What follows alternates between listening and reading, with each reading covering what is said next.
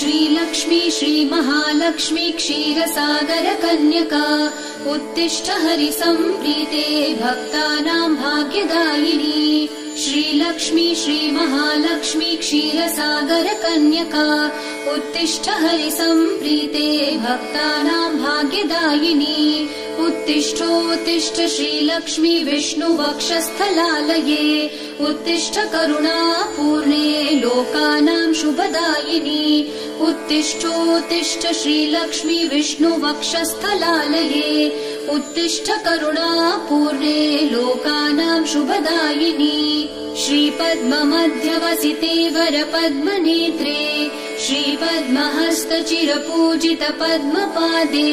श्रीपद्मजात जननी शुभपद्मवक्त्रे श्रीलक्ष्मी भक्तवरदे तव सुप्रभातम्।